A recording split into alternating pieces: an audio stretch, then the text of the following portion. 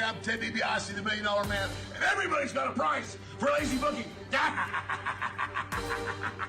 Hey, this is your Olympic hero, Kurt Angle, and you're listening to the Lazy Booking. No, it's true. It's damn true. Ho! Hey, folks, I'm WWE Hall of Famer Hacksaw Jim Duggan, and if you want to know what's going on in wrestling, check out Lazy Bookings. Ho!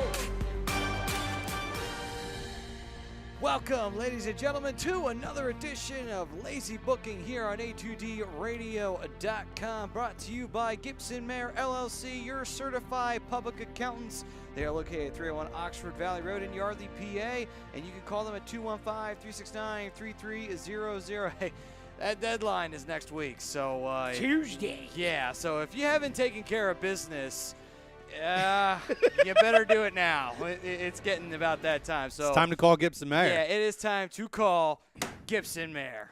Guys, welcome back. Welcome back to Lazy Booking live on A2DRadio.com. Fuck, man, a hell of a week coming out of WrestleMania, guys. I don't even think I've gotten caught up on sleep yet. But 47 seconds and he drops his first F-bomb. I'm still in Bourbon Street mode, guys. Still in Bourbon Street, as you can see with the crown, you know? Nah, no, not Chrome, Maddie, Big Mike, Big Mikey Smalls over here. We got Ryan Brother on the ones and twos, guys. Welcome. It is the week out of WrestleMania now. We're going to cover WrestleMania. We're going to cover a lot that happened on Raw and SmackDown this week. We got stories live from New Orleans that we're going to discuss. We're going to talk about the impending superstar shakeup, which is really exciting, especially now with the new additions. There is a lot of new feuds that we are going to be able to see, guys. So the new additions and the new additions on the new additions? The new additions on the new additions. on the new edition. On top of new additions. Ryan, just go hot, dude. Yeah. Oh, man. So, wow. I Awkward thought he was going to say No. something. I was waiting for Floor Ryan is to yours. say- I'm over Ready here. to cut him. Time's yours. But, guys. All right, then. Yeah, we got the Scanzano Sports poll question, scanzanosports.com. What was the biggest surprise during WrestleMania weekend? We had Roderick Strong's heel turn. Nope. Charlotte ends Asuka's streak. Yep. Ronda Rousey's performance. Nope. Nakamura's heel turn. Oh, I think you're undercutting Ronda's performance, though. Oh, I'm not undercutting it at all. I know you're not. It just wasn't the biggest surprise. No, absolutely. I want to ask you guys a question now, because, I mean, it pertains directly to the Twitter poll. Did any of us not think that the loser of Nakamura AJ was not going to turn? I didn't think AJ would have turned if he was done. I think AJ, Agreed. to me, I thought, honestly, I thought that Nakamura would win, and I thought AJ was going to be set to move to Raw. Me too. Interesting. Because I had no idea who was going to win, but I was pretty sure going into the match that whoever lost was going to turn. I didn't think it was going to happen 2 minutes after the match ended, but I thought there was a turn coming. it was kind of weird because both the Rumble winners did not win a championship. It does not happen often at Mania. It was very unique, yeah. No, I agree with that. And honestly, I could tell, though, as soon they had already done the hug with Charlotte and Asuka. So as soon as Nakamura stayed in, I leaned to my buddy. I said, he's going to turn heel. And it was great because I think it's going to be a refresher for him. And we'll get into it. But his promo on SmackDown with Renee Young was phenomenal. Friggin' fantastic. To answer your question, Mike, for me, I wasn't expecting a heel turn by any means, in either parties. If you were going into it saying there was going to be a heel turn, like if I was going into it, I would have said it would have happened in the last match. Like, for example, if someone said to me, oh, Nakamura is going to turn heel, I'm thinking to myself, okay, they'll end the show that way because it's the shocking moment to end the show, and that's how they'll do it. When they went in for the hug, I'm like, okay, it's just the typical, respect thing, dream match. Babyface Here on we go. babyface. It's cheap, cheap pop, and that's it. Then he goes in for the low blow. I'm like, wasn't expecting that to happen so soon. Yeah. No, I definitely saw it. Now, I actually thought it might have been the other way around. When Asuka was there, I thought maybe Asuka was gonna take a shot at Charlotte. So I was like, I could have easily seen that as well. Yeah. I thought Asuka's promo, I loved what she said. I just didn't love how she said it. Like, I thought that should have been like the humbled, almost subservient sort of Charlotte was ready for Asuka, not the Charlotte was ready. It's like, are you kidding me? You sound like a man right now. Listen, you got to watch out. It's my girl Asuka. I'm ready for Asuka. That's why I'm taking shots. Hence why I've said that she should go with Paul Heyman. Run in. Run in. Running with Return. running with the TP if anybody's got a wipe. What's up, buddy? Chick-fil-A, TP. You really come to the party prepared. Oh, jeez Louise. Don't hate that. That was Greg doing a run by Greg Malakovic. We're going to hit Facebook. It's already blowing up here. Mike Parker, all hell heel king Chrome. Appreciate that. This is one of my Bourbon Street takeaways. We'll get into that later. King Booker. Oh, hell. Gotta have the says pinky out. when you're doing The that. Duke of Bourbon Street. I wish Ryan was on camera right now. I'll do the whole. Single pinky You up. can't say it, but Ryan is doing the Booker T right now. You can visualize Yeah. it if you would like. The Duke of Bourbon Street, he knows because he was one of the guys busting my balls with the hat. I got it from Bourbon Street. Rob Brinkman, the biggest surprise of Mania was how bad it was.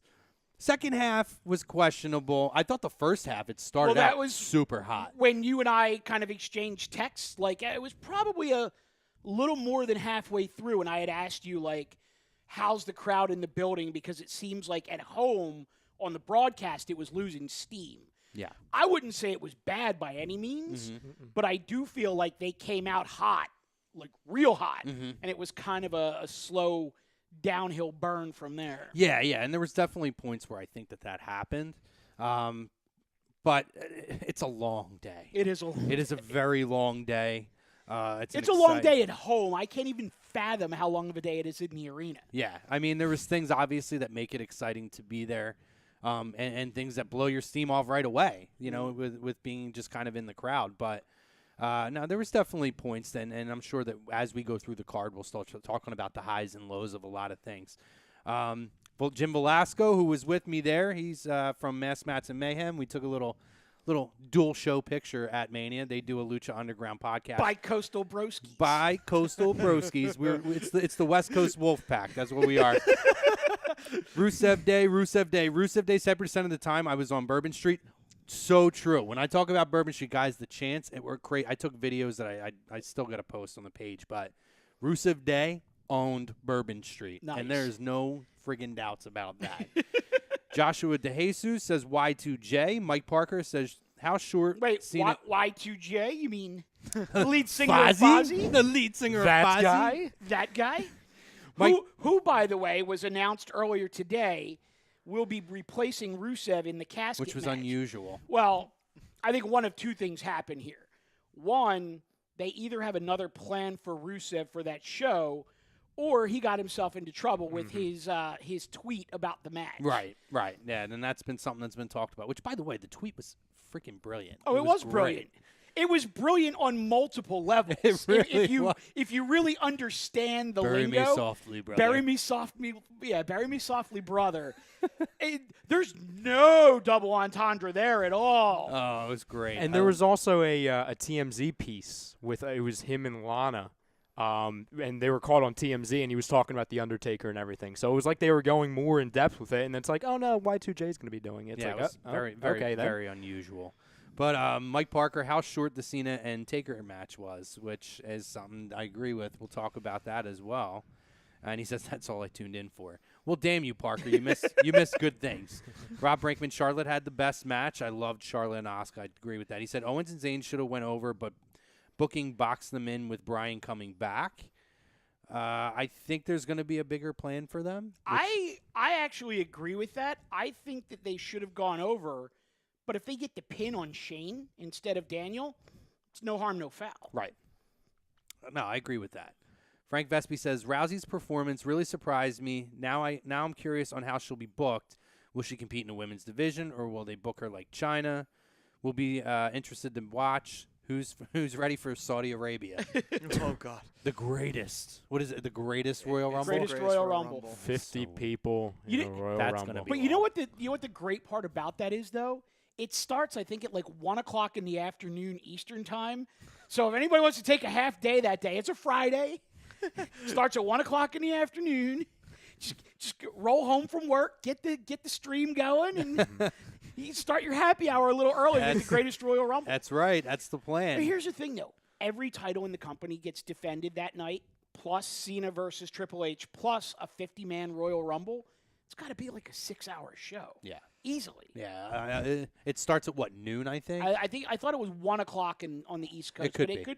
It could be noon. Something around there. It's yeah. like they're trying to make it better than WrestleMania itself. They're gonna do. Well, they're trying to. Well- they're making a big push. Oh, over yeah, there. yeah. I don't blame 'em. After what we saw at the end of WrestleMania, they clearly are, because they decided to make the Chapter 2 of this year's installment of Brock versus Roman for that show. Well, and does anybody not believe that the reason that the U.S. title is on Jinder right now is because they're going to Saudi Arabia? 100%. Agreed. 100%. Yeah. Brinkman says all those great tag teams, and they give the straps to a 10-year-old. We'll talk about that. I know you have your Nicholas opinions on Cone? it. Yeah. John Cone's son? Good thing they don't have any old school guys still in the gorilla position, or they would have strangled someone in the back. Actually, the thing that I didn't take note of for that, though, was John Cone the official for that match? I didn't take note. I'll have to take a look at Because that. I would love to go back and actually see if he was the referee working that match with his son getting one half of the tag team championship. Because I think that would be awesome. Parker didn't know what a heel was, so Brinkman explained to him it's a bad guy. Brinkman explained to him it's a bad guy. Baby face, good guy. Heel, bad guy. And so heel crow means he's a bad guy. Yes.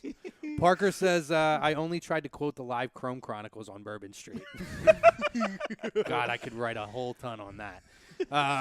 Rob says, I heard Rusev ask for his release because he doesn't like the way WWE is using him before they put him in the U.S. title match. And then he says, Rousey stole the show from me. Remarkable how well she fit in immediately. This means a lot coming from me with the Woken one winning the Andre the Giant Battle Royal. Parker says, I could have named 10 guys, let alone 50. I'm just going to run these off, then we'll respond. Yeah. John Burke says John Burke was, he does say he was the ref for the match. Okay, cool. Okay. And Brinkman says, Rousey is a top athlete. I don't understand why everyone's surprised she killed it. Stephanie was the surprise there, and she actually wrestled. So let's go one by one through here, because Provia. So we talked about the Rusev thing. I don't know what to believe or what not to believe, because it's been reported 4 times over the last year that he's asked for his release. I personally can't. I don't know how true that is, because I can't imagine that you go 4 times to Vince, and they just keeping you hanging on. I mean, I'm sure he may have once or twice before the whole Rusev Day thing. Well, I think there's probably a bigger plan for him. If you go to Vince once, he probably tries to talk you out of it. If you go to Vince a second time, he probably starts to get a little fed up and says, if this happens again, you're going to find yourself on the street. If they went to him a third or fourth time, you had to figure it. At that point, Vince would just pull the trigger and be like, good, go. Yep. And he's still there, so... Yeah, and let's be honest, there's a lot of money to be made with Rusev. Rusev Day is insane. It is the yes chant now. It really is. It's insane. It's most times I feel like from my experience there and on Bourbon Street, that overtook. People would start yes chants and immediately Rusev chants would take them over. That's hilarious. Like it happened. It was crazy. As far as Ronda goes, I'm not surprised. I was surprised at how easily she did fit in from jump. I thought there would be a little bit of a learning curve for the first couple minutes. But it's not even that. What I was surprised is how well they booked it, because I was a little concerned having Hunter and having Angle, and especially how long they spent in the match to start it. We were kind of like, oh, here we go. They're going to do the bulk of the match, and she'll get her spots in. But that was a long match, and there was a lot of Ronda in that match. Maybe I'd have to go back and watch it again.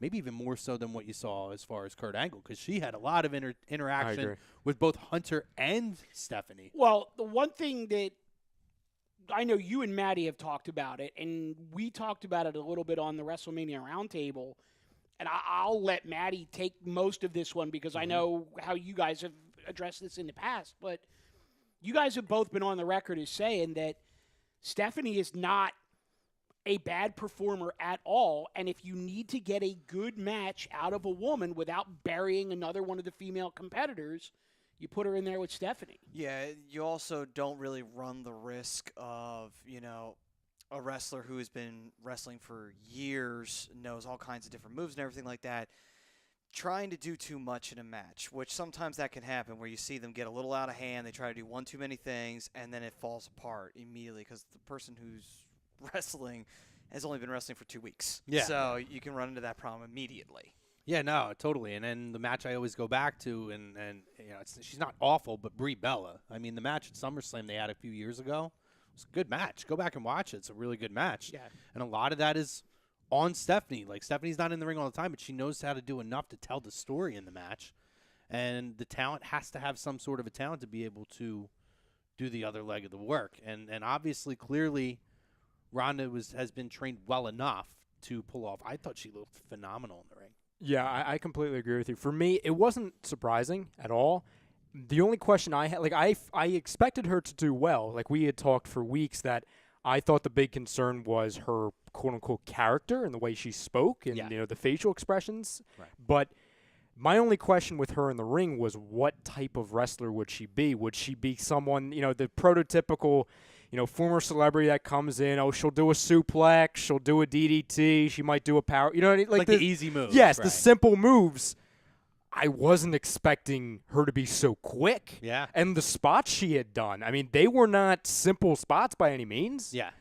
With her, like for me, the first move she did after she literally threw Stephanie, from the outside to the inside, the clothesline into a roll, like just the little things that she added to it to where I'm like, okay, is this really her first match? The spot that blew me away was the Hurricanrana. Yeah. She Yeah. did that beautifully. There was one slight botch early in the match when they first started, and that wasn't on her. I don't know what it looked like on TV, but I could tell you because they were in the corner where we were sitting, that was on Stephanie, not on Ronda. And I thought that they adapted to it well. What I looked more of, there was two things. We've seen her fight. Mm-hmm. She blows up when you get her past, 2 minutes. I didn't see her blow up and gas out. And, especially watching when she was put through the table, how kind of she made the corny facial expressions and stuff. Mm-hmm. I thought the way that she sold moves in the match, throughout the match with her facial expressions, were light years above what you saw when she just went simply through the table. Like, she did it very, very well. The one gripe I had, and I want to get your opinion on this because I'm probably nitpicking at this point. Yeah. Does the fact that she comes out in her entrance smiling and waving not annoy anyone else to a slight degree? Well, I mean, for my opinion, again, she's still new to the whole thing, but at the same time also, she's a babyface just on her celebrity alone. So she doesn't necessarily not have to. So I'm not really overly annoyed by that. I think it's just like, you know what? She's thrilled to be in the company. She's thrilled to be a wrestler. She's a babyface. So if she was a heel, yes, I would have a complete problem with this. But since she's a babyface, no, I wouldn't really have an issue with that. How do you feel? I get both sides of it. I mean, Bailey's the biggest babyface in the women's division, and she doesn't smile as much as Ronda. So The Bailey buddies. Mike is turning into a tube bend right here. yeah, I mean, I think that's something that will be easily addressed over time. I think right now it's just the novelty of it all. It just that exuberance comes out. At some point, though, she will understand that she needs to be in character as soon as she comes through the curtain, and it will happen. Yeah. I think somewhat she's still blown away by just the reaction of the crowd. I think a part of that is half the reason why. She's getting used to how the crowd just pops Oh yeah. to her entrance. Yeah, I think for me, she's new. She's a fan. She always has been. I think that'll dissipate with time. I think I could get annoyed with it after a while, but I have no problem with it now. I mean, again, she's a babyface. If it seems like she's trying to embrace the universe and wants them to embrace her, I have no problem with it. It doesn't bother me at all. And I know, like I said, I'm 100% nitpicking. And part of that is due to how, I really love that match to where that's the one thing I'm going to. I have a problem with it. That's the one, which is a great problem to have. It has nothing to do with the actual match. And dude, it's not even a nitpick because I've heard it. It's been something that's been talked about. I think the thing that could have put it over the top to where it could have been a legit moment, because I had no problem with her. Because I remember, the first night she showed up and people were like, "Oh, why is she smiling?" I'm like, "Well, of course she's gonna be smiling. That's her first time there. Like, that's authentic." Yeah. I think the thing that could have pushed it over the top and made it a big time moment, even bigger than it was, if she came out of the smoke in that entrance. Yeah. Game face. Yeah. Completely. Just Like switch. she does with her UFC fights. Exactly. You know what I mean? Well, one thing I will say is it's like when Luke Gallows was fucking Festus in the ring. Yes. The bell goes off and all of a sudden it's like you morph. I was actually. It's funny you say that because I was actually going to make that comparison to where, like, on Monday Night Raws when she's talking, yeah, she can be fine. But at the end of the day, because this is kind of how she is in real life, with the interviews, in the UFC and everything, as soon as it's fight night, you can't get a smile out of her. Yeah. And for her to and like, I know, like, for example, she's very new. She's going to get it. But I'm wondering if the people backstage in Gorilla or some, whoever prepped the match had said, "We want to see the face. Yeah. Just give us the face and trust us." You know what I mean? Yeah. And I think that'll come with time. I don't even know if that was. I don't know. I don't think that was on their mind. I think they were more like, all right, let's hope that everything goes according to plan. I think they were a little bit more worried about the match. Oh, than necessarily absolutely. than Absolutely. They're smiling. I just had to laugh because a buddy of mine texted me 2 minutes into that match and just goes, "Damn, Ronda is smoking." Yeah, she And looked I'm great. just like, I'm not even going to acknowledge it. I'm not even going to acknowledge it. I'm not even going to acknowledge it. And then she wins the match, and I just text back. I'm like, "Great debut." I'm like, because I'm not there to see Ronda Rousey for her looks. I want her to kick the shit out of somebody. Yeah. That's why they brought her in. If I want looks, we'll go with the We'll get to there. We'll go We'll with get the to that. Iconics. Iconics. Yeah. The eye-to-eye meeting of Mike and Ryan. Well, did you We know, understand. Did you notice, though, that they spell Iconics with 2 eyes? Yes. It's beautiful. Nicholas Eugene says, "When are people gonna admit that Brock Roman was more entertaining than AJ and Nakamura? People made up their minds that they hated it before it started." I agree. I'm telling you right now. For anyone who's going to say that was not, listen, the match was good. And I went back and watched it again. The match was good. People shit on that. And I was in the crowd. People were shitting on that match before the fucking pay-per-view even started. And then before, they never gave it a chance. And people who were there who said it wasn't a good match, none of them even paid attention. They were throwing beach balls around. I hate that shit, by the way. Yeah. I'm glad that the ushers come over and pop them. They're stupid. Were they really doing a wave? They tried to get one I was going, going to but say, it because I couldn't could go. hear it on the stream, and I was Somebody- wondering, like, is there a freaking wave happening Somebody right now? was trying to get it going. But in actuality, the actual match was a good match. It was a different. I mean, Brock's going to do Suplex City. That's his thing. Yeah. That's his shtick. It is what it is. But the match told a different story than what it told before. Like, people choose to not acknowledge the fact that at 31, Roman got his shots in. This one, Roman was dominated in this match for the most part. Got busted open. Legitimately. And it told a different story, but nobody chooses to Well, acknowledge and give any credit where it's due. Here's the thing that bothered me the most about it is I actually thought the match itself was a damn good match. I just hated the finish. The reason that I hate the finish isn't because Roman didn't win. It's you bust open a babyface like that, and the babyface sees his own blood and starts the Superman comeback, and there's no payoff. That sucks, number one. Number two, for me, it flashed me back to leaving SummerSlam 2016 pissed off because he did the same thing in the middle of the ring to Randy Orton, and it ended in a no contest because Orton was laying there in a pool of his own blood, and everybody just went home. So for me, I'm like, and then Ryan hit me up like immediately after the match was over and goes, "What the hell did we just watch?" And I was like, yeah. Like, and again, the match was good. I just hated the finish. Hated the finish. Yeah, I mean, I had no problem with the finish. I mean, you had enough payoff at the pay-per-view for other things that you have to have things that are going to shock you. You don't expect Mania to end with the heel being on top. Let's be realistic. It was something different. What I don't like, But here's that- what I but take that- away. But that's fine. But you don't bust him open and have him do the Superman comeback there. Well, honestly, this is just me making an opinion. I just from what I saw, I think they did the bust open on the spot to get the crowd engaged. Okay. I That's really fair. truly believe that, and that's because the way the crowd was acting was the most annoying thing in the world to me. If anybody thinks that was hard way, though, go back and watch it again. The referee's already reaching for his gloves as soon as Brock takes the mount position. Well, that's true, but he was hitting them. Oh, well, you have to. Yeah. If he's not going to blade, you got to get into Yeah. him with the elbow. Yeah. Here's my question. Well, number one, on the finish, and again, this is nitpicking Ryan Broda once again. Like, I had texted you, Mike, like you said, and I just sent you, Yeah, Like, what did we like just I had no watch? words. Number one, because of the build-up we've been talking about for 3 years. Okay, this is why Brock beat The Undertaker. This is why Roman has been protected all this time. Okay, this is why they booked this time last year. It's going to be Roman versus Brock. Like, we've all accepted it at this point.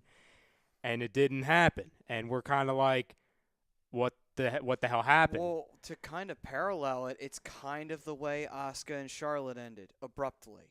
You know, when you think about it, as good as the match was, when the way the finish ended, there wasn't a whole lot of time that Charlotte had the figure 8 on Asuka. There wasn't a long time she had her in a figure 4 before Asuka tapped. And it's kind of like, that was kind of abrupt. You know, like, what happened? Did somebody get hurt?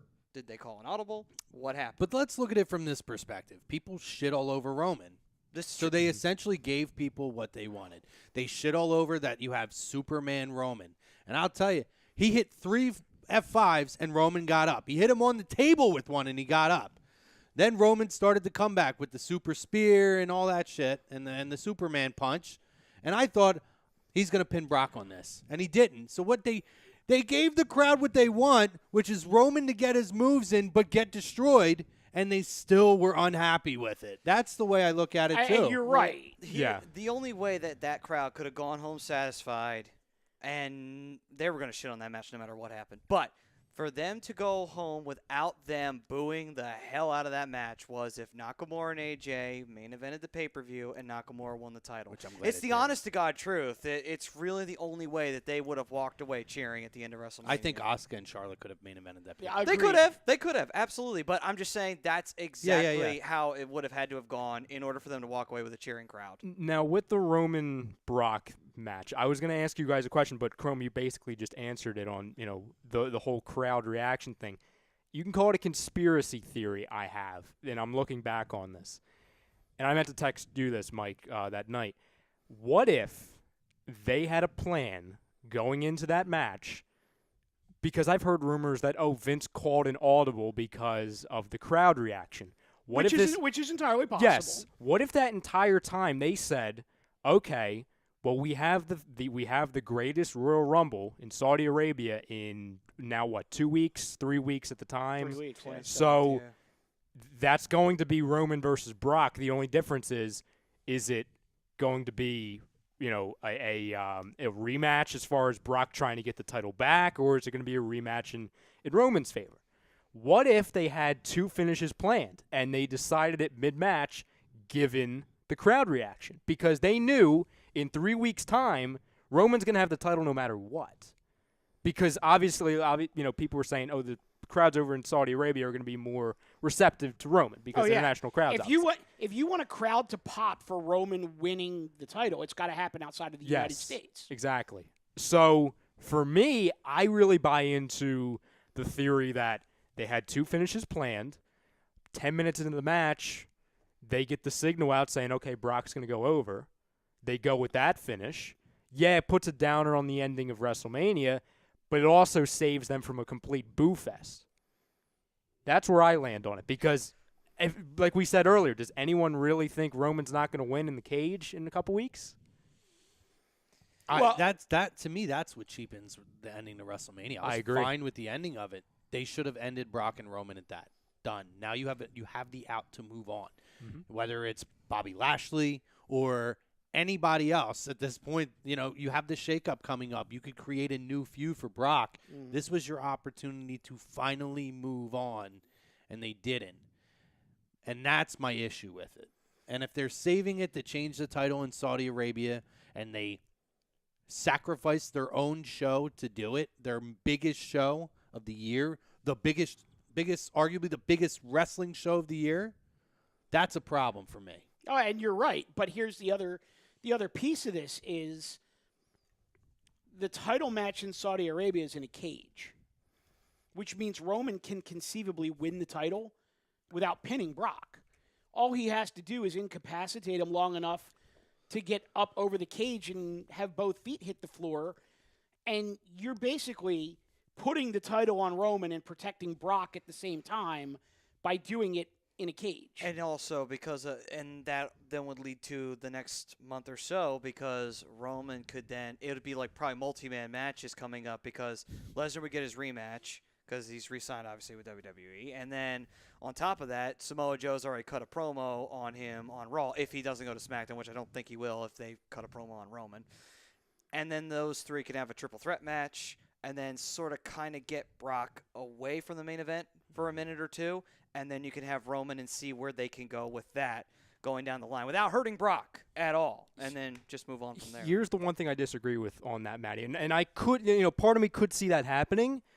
I see a situation where, because Brock likes to disappear, every 2 months?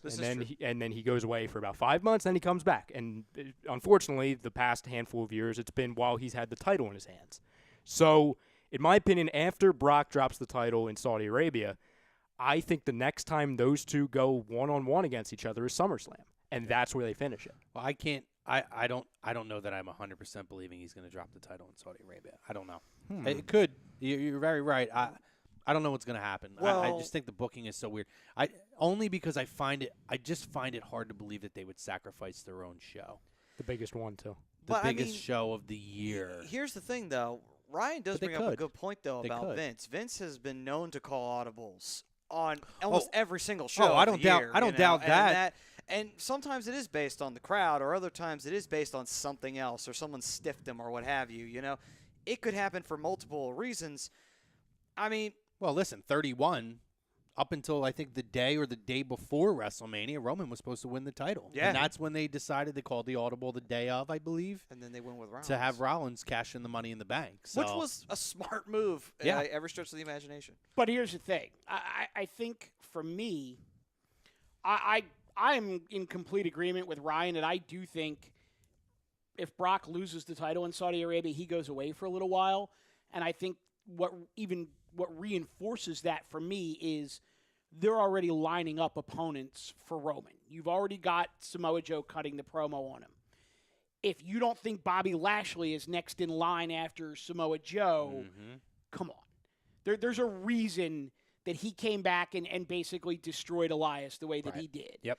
So I mean, immediately right out of the gate, you're looking at Joe and Lashley. The only question is, does Roman come back to the United States with the title and they continue to try to get him over as a babyface, or do they turn him full-fledged heel by having him lose his mind on the crowd and say, I had to go to Saudi Arabia to find people that, have my back, and then all of a sudden Joe and Lashley are the babyfaces in the feud? I could see a way, because my question is, when is the Money in the Bank pay-per-view? Which month? And this will tie in. It's in the summer. I think it's June. It's June. It's either June or July. No, I think it's June. Might be. For me, so what is that? 2 months away? 2 months away? So yeah. By that point, I think immediately whoever wins that briefcase is going to cash in on Roman. And that because I feel that they're going to do the same thing they've been doing the last few years, to where he gets a taste of the title and they take it away from him because it's sympathy, because he was cheated out of it. So I could see him going against a Samoa Joe, that little feud, and then Samoa Joe beats him up, and whoever, maybe it's Lashley, maybe it's some, another name that comes in, cashes in, and then he's the chaser for a while. And then it could have a reset for next year's WrestleMania, and I can't believe we're doing this again, to where next year's WrestleMania will finally be Roman's moment. And it could be a storyline to where WrestleMania 31. The road to redemption, like the Cena storyline. He didn't get it done. WrestleMania 34. Andy Ritter just chimed in and said Money in the Bank is June 17th. June 17th. So there you go. So I'm gonna Yeah. run down. Facebook's been blowing up. I'm gonna run it down and then we'll address whatever. Actually, people wanna talk about Maddie, after. YouTube is blowing up too. Yeah, it is. Go ahead, Chrome. Greg Milakovic, what's up, fellas? What's up, Greg? What's up, Greg? He just ran through with the TP. It's the Nakamura heel turn, not the turn itself, but it could have waited for Tuesday because the match was good enough to me to let it carry on through the night. Oh, and Peyton Royce. Mike Parker's out of here. See you later, Parker. Nicholas Eugene says, I hate that too. The baddest woman on the planet looks happier to be there than Nicholas. Oh, Nicholas looks. Frank, He wasn't thrilled. Okay, I might be sick for this, but didn't anybody actually want to see them try a spot? Just one little spot. I thought he was going to get the pin. Me too. I did too, actually. Me too. Frank Vespi says, I'm a hugger. Brinkman says, was it me or did Triple H and Angle look not good? I have to watch it back. I thought they were okay. The more of the focus was definitely going to be on Ronda. I haven't thought that Angle has looked especially good in either of the two matches that he's had that have been on TV or on the network, but I don't think he looks horrible either. No. He's just not the 28-year-old crisp, Right. Kurt Angle that we're all used to seeing. And honestly, it's not even that as much as, when he was still in Impact not that long ago, and he was still doing independence, and he looked totally fine. He had a great match with Cody Rhodes. Yeah. But when you're not getting the reps and you're Right. not in the ring regularly or semi-regularly, Yeah. you're going to have a little bit of rust to shake off. Rob says, I think she's genuinely overcome by tens of thousands of people chanting her name, something she's never experienced in any rank. He's True right. Fair. story. Yeah, it's fair. Frank says, now will we see the return of the Lions Den match with Rousey? Oh, God, I hope not. I hated that match. I'm actually thinking. I'm I'm like, on the same "Well, wavelength as you. I'm like, wait wait a second. minute. They did bring back the Punjabi prison match. What about the Lions Den? I mean, Ken Shamrock would be proud. Nicholas also says the Crimson Mask of Roman's failed comeback was out of nowhere and shocking. I agree with that because it was, to your point, you expect it to go the other way. Daniel Bakley says Lesnar went off script. I don't know that he went off script, but I think he that could got have been fired. something that they did, yeah. Although there was apparently an altercation between Vince and Brock after. And Shane. Yeah. It's probably for the blood. Rob says Vince trying to But- fool people with. Oh, God. We could say that, but like I said, if you go back and you watch, as soon as Brock takes the mount position, the referee's reaching into his pocket. They had to know that was coming. Yeah. Unless the referee just went, Oh, shit, here we go. oh, shit, here we go, and started for the gloves. Could be. Rob says Vince trying to fool people with another trick up his sleeve. Roman wins the belt at the Greatest Royal Rumble. Tom Arnone says biggest surprise was me watching for 2 minutes is the biggest surprise. That's Great true Wow, story. we got him to 2 minutes. That's all right. That's a Hey, start, it's Tom. work in progress. That's 2 minutes more than he would have without this show. Yes. Nicholas also says, but Roman hasn't been protected. He loses more big matches than he wins. He has as of late, Yeah, for very sure. true. Yeah. Daniel Bakley says Bobby Lashley getting signed is what happened. I guess as a surprise. I feel he might lose to build up a Lashley-Lesnar SummerSlam feud. I think that's a possibility. It is a Yeah, possibility. 100%. Greg asks me, how do you get your commemorative chair home? Did you bring it with you or did they ship it home for you? I checked it as an extra bag. I bubble wrapped the shit out of it. And then Jim says, Greg Crome, they had to bubble wrap it at Walmart, wrap the chair, and have it checked. There is a video which we look like a bunch of fucking idiots trying to bubble wrap this chair in the Walmart parking lot of Louisiana. I will share that. Taylor Quesnell Wait, says, did you just bubble wrap it, or did you bubble wrap it and like stick it in a box? Or we something? bubble wrapped it and taped it and sent it that way. Wow. Which, by the way, Nicholas, if you are paying attention, mine did not have any damage to it. Theirs got a little bit of damage. Mine was good. Good job on the bubble wrap by you. Taylor, well, we all did it together. It was a 3-man project, which is pathetic because Nick's wife usually does it herself, and it looks like it's professionally done. And we said, Jesus Christ, don't send your wife this video. We'll look like a bunch of idiots. Taylor Quesnell says, oh, finally catching a wrestling show from A2D. Where you been? Well, welcome. Yeah, we have a wrestling show on Thursday nights at 7:30.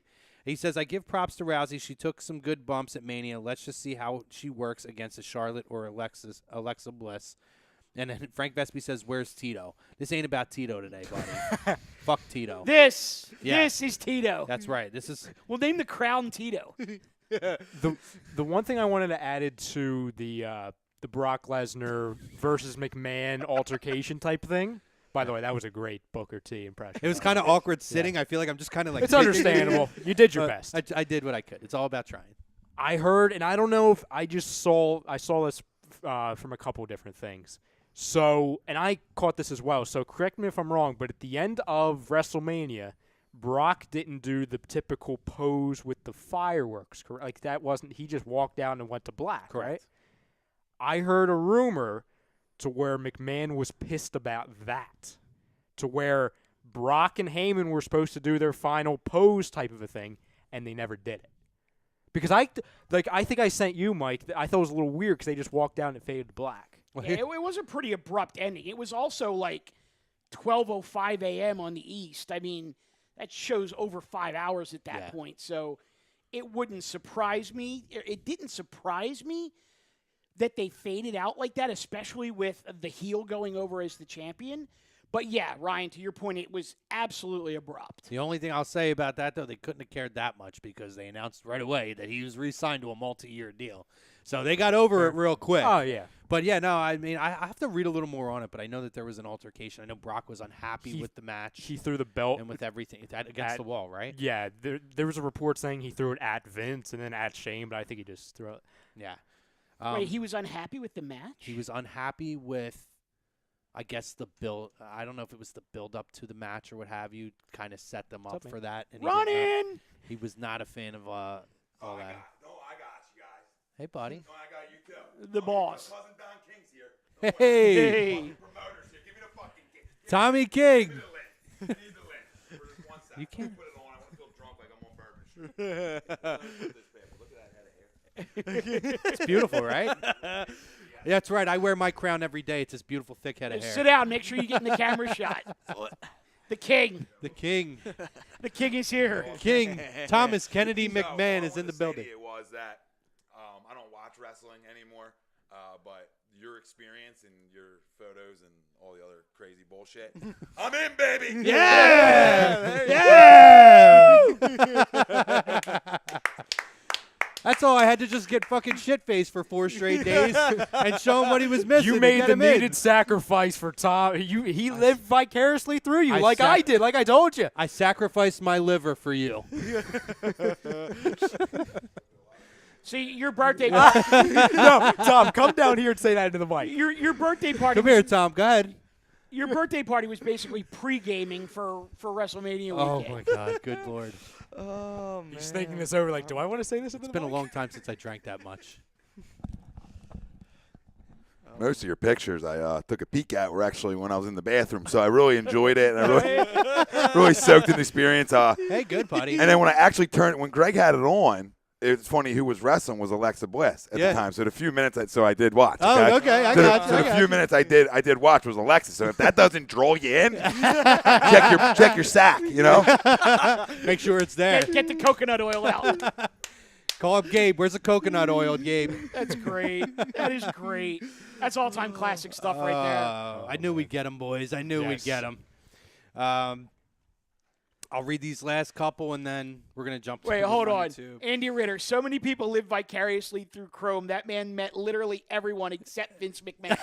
Well, Chrome, what's the thing I Pretty said? The damn first thing close. I said to you was, how many freaking people did you meet? I said, who didn't you meet? The Undertaker? And then you're about like, it, yeah. oh, well, I was waiting for you to be like, oh, but I meet him Friday. No. You know what I mean? But Paige I do Sunday. Yes.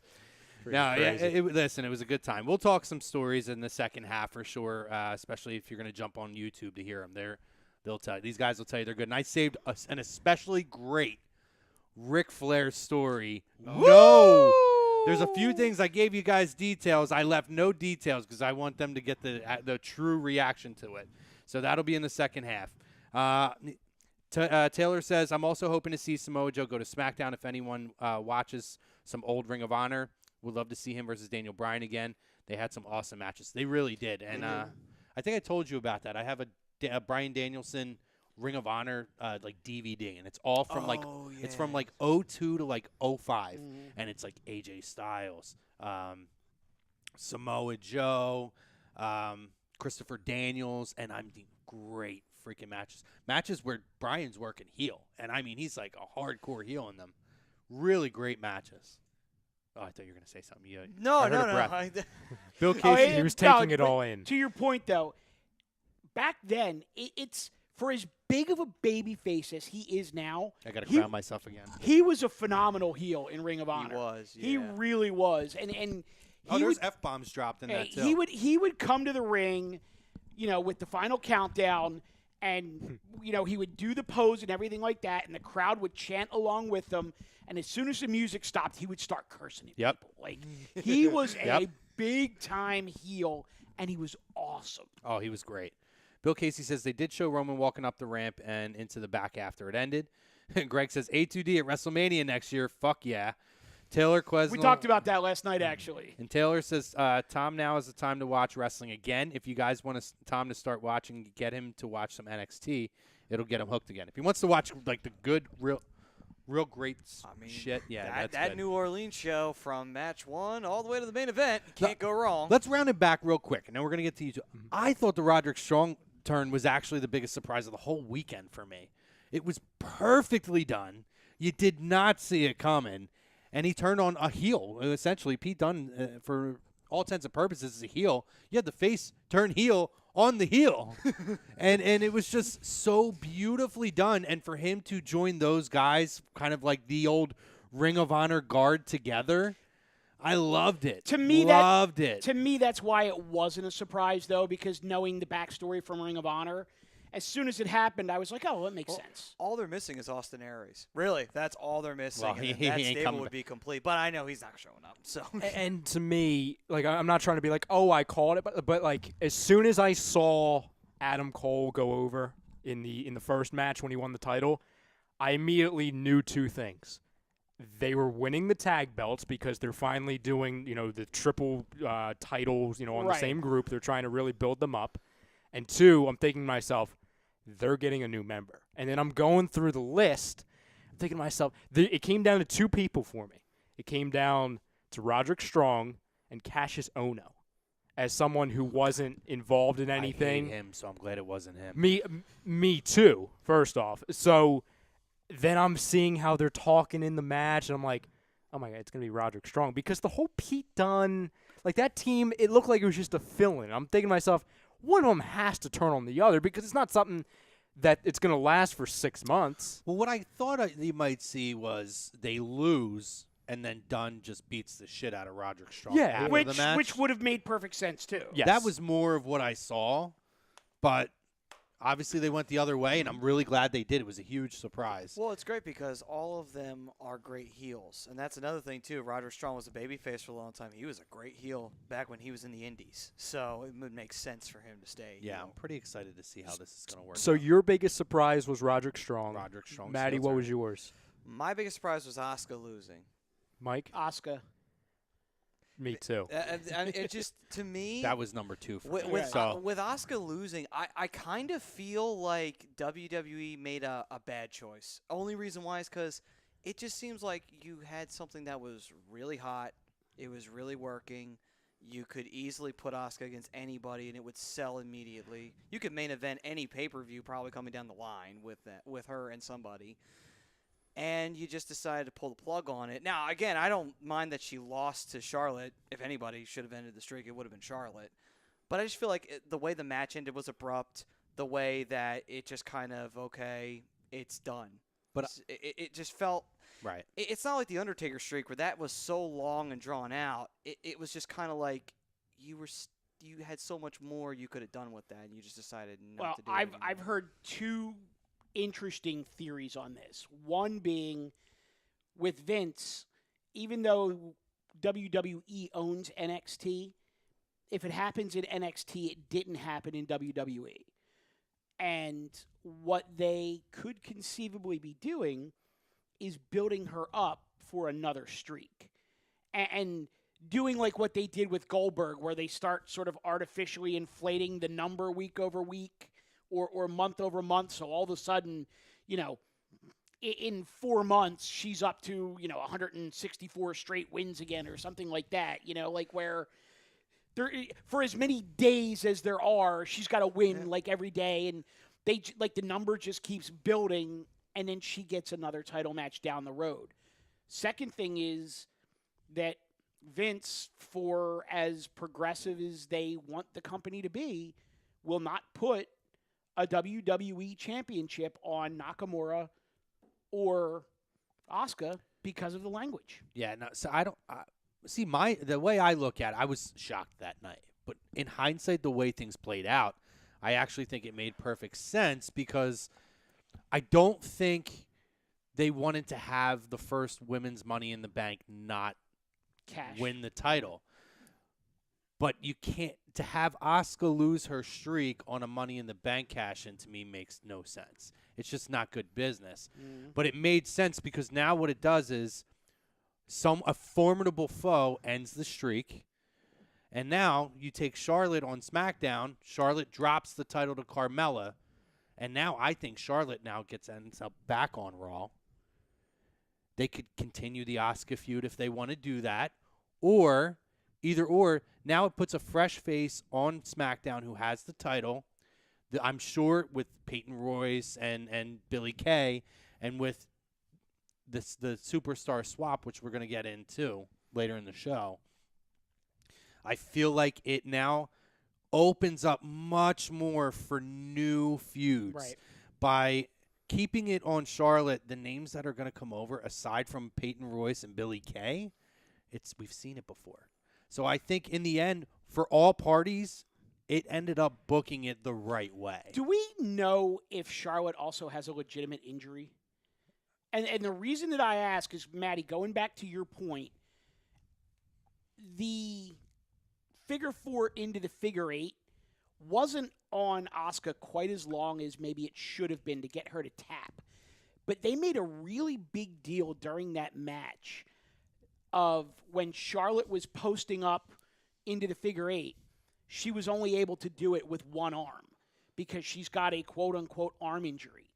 And in what may have been one of the best examples of not lazy booking ever on SmackDown, Billie Kay and Peyton Royce targeted the same arm when they threw her into the steps, into the ring post, and then powerbombed her on the floor.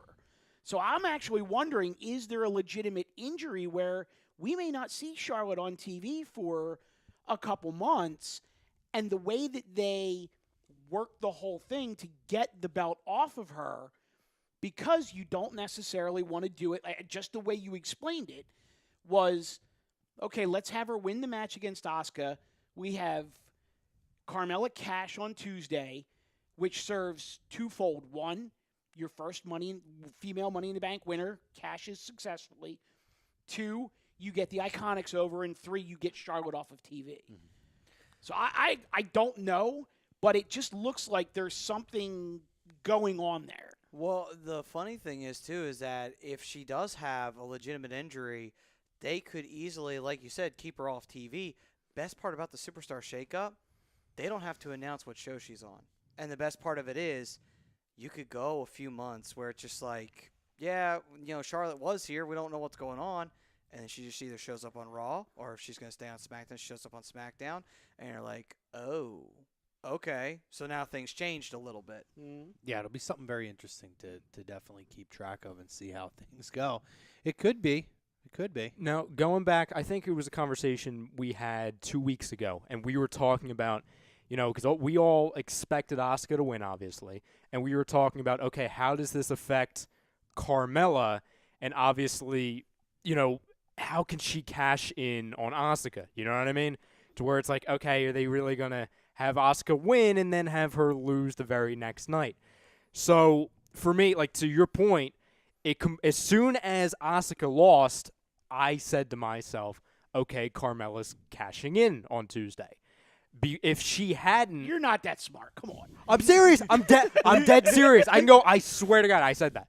I do believe yeah. I do. I'm just busting your stuff. I know you are. And then if she had won, if Asuka had won, again, because I think we had said that they kind of handcuffed themselves because really I don't think they were expecting to have Asuka go against Charlotte, months ago to where Carmella, won the thing. And I had thought, okay, could they have a possibility of Carmella going over to Raw with the briefcase and then finding some loophole saying, oh, technically it's just the briefcase. It can switch shows with the superstar. And then I could see like, oh, okay, then maybe the next night or in a couple weeks, Carmella would cash in on Nia after Alexa attacks her or something. But The only thing I think they could have done better, and I'm not even mad that they did because that opened up the whole storyline with the Iconics, and I think that worked really well, was for Charlotte to win not by a tap out, because I was kind of like, that was kind of weak to me. I'm like, oh my God, she's going to lose the streak by tapping out. Have her win by, via roll up at WrestleMania. Asuka attacks her, then Asuka goes away for a little bit. And that, or maybe this Tuesday, Asuka comes out, attacks her, thus having Carmella come out and cash in. I thought it was very telling that Asuka wasn't on either show this week. Yeah, well, you think she has a break? Why? No, I think she'll probably. I be think part they're of just trying to cool her off a little bit. Gotcha. Maddie, let's hit Facebook or YouTube. I'm YouTube? sorry for Yeah. a little bit. All right, so we got 4 minutes before a quick break, and we switch over to YouTube. But let's get some YouTube in because we All ran right. through Facebook. So David Rosca chiming in as always. David. Shinsuke Nakamura will be WWE Championship live on Friday night on April 27th. So believing that Nakamura will win the WWE title. Okay. Undertaker versus John Cena was so crap. I mean, I'd rather have 5 minutes of Undertaker at 100% than 15 minutes of Undertaker at 50%. I would agree with that. Yep. The squash was a little unusual, though, but I agree. Well, I'm sure we'll talk about that. And then moving on here, Dave Roscoe chimes in, Roman Reigns to SmackDown Live for the Superstar Shakeup. I don't think that's happening. Nakamura to Raw and Charlotte to Raw and Cena to SmackDown Live. Well, Cena doesn't have a show. Nope, he's a free agent. And Rollins to SmackDown Live.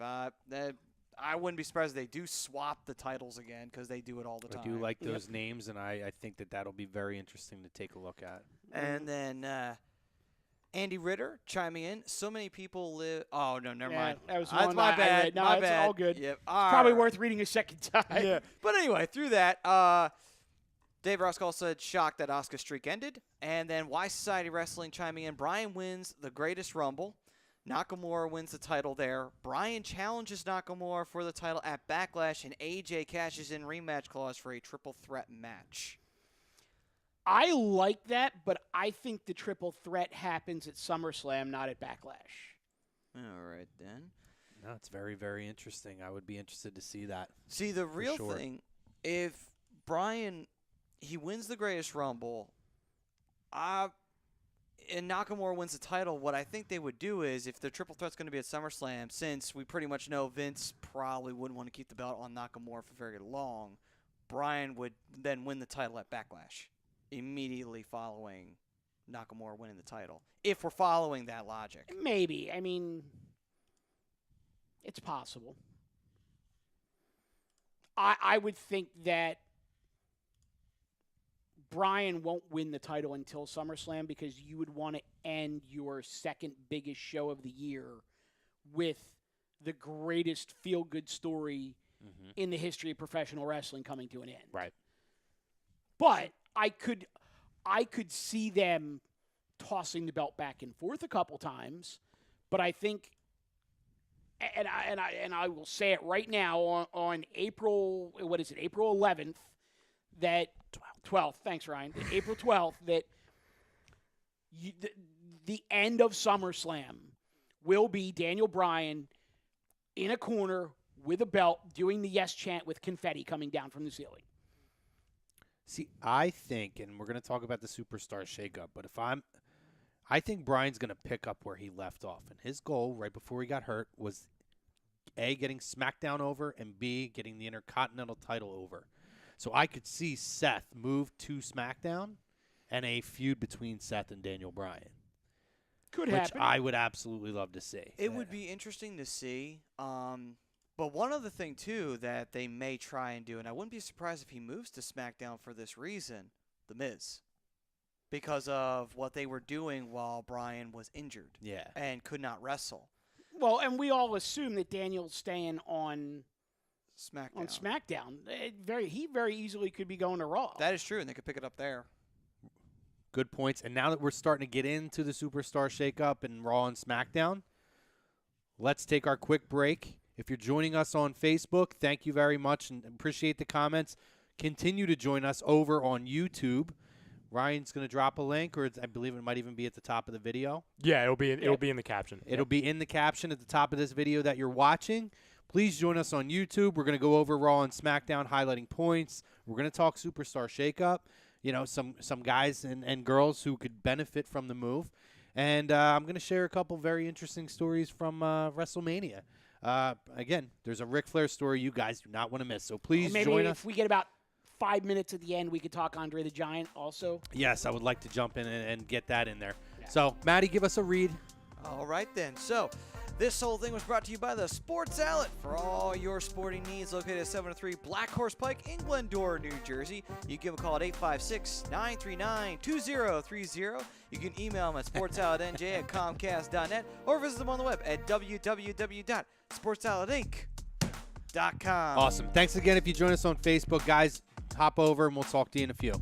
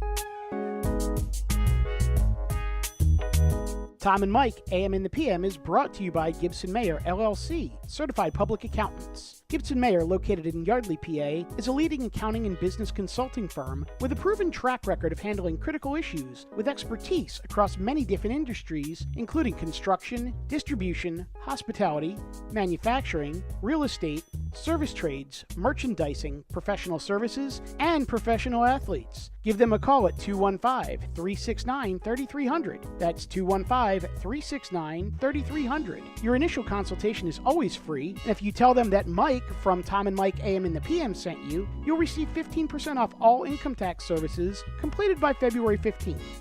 That's Gibson Mayer, LLC, certified public accountants. 215-369-3300. Or visit them on the web at www.gibsonmayer.com. That's www.gibsonmayer.com.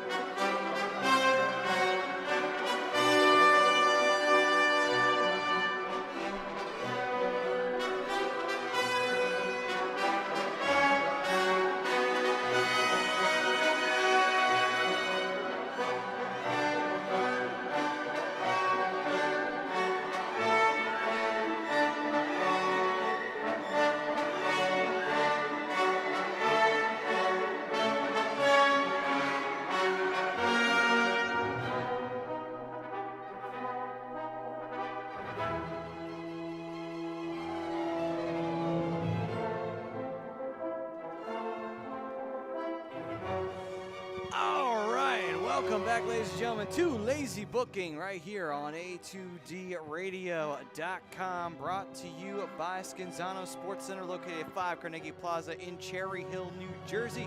You can give them a call at 856-889-3434 or visit them on the web at www.scanzanosports.com. Damn it!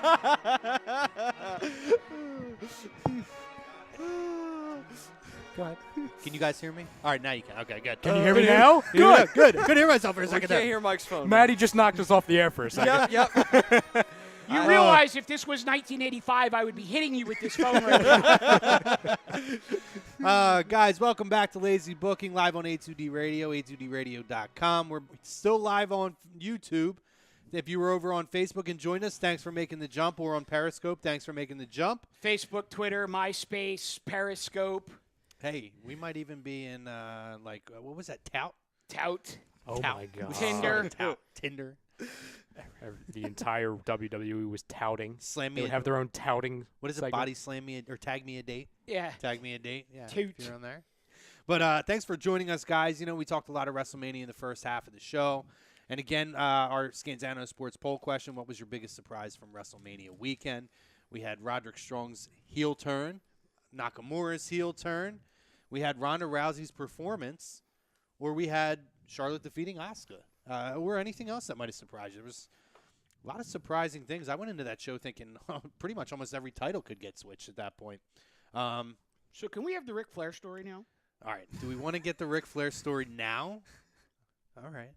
We Well, can do it happened before WrestleMania, right? It did happen before WrestleMania. So I think It was at WrestleCon. you gotta try to stick with some chronological order here and Okay. hit that before we go Raw and SmackDown. All right. So I'll give you the Ric Flair story, and then we can jump on a few other smaller stories later on. But all right. So the Ric Flair story. So Ric Flair was at WrestleCon, and he was doing a signing, and he was wrapping up his table, and he was where we were positioned.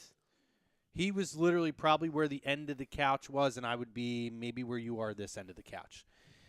We were in line because we were going to take a picture with both Trish and Lita, which just going to say that. Anyway, so Trish looked none too pleased with you, by the way. Trish loved me. I don't know what you said, but she did not look happy. Don't you dare. You don't Trish know- loved me. You don't know where my other hand was. Maybe that's the problem. Hi-oh! No, so listen. Restraining order in the mail. So listen, we're standing there, and we could see Flair's kind of wrapping up his table. So then he pushes back, and he starts to stand up. And he stands up, and his pants are undone. Oh, no. So we're like, no. we're like, what the fuck? So then he goes and he stands up, and his pants are undone, and he starts to go to tuck his shirt in and pulls the front out. No underwear. Full shot of Flair's dick.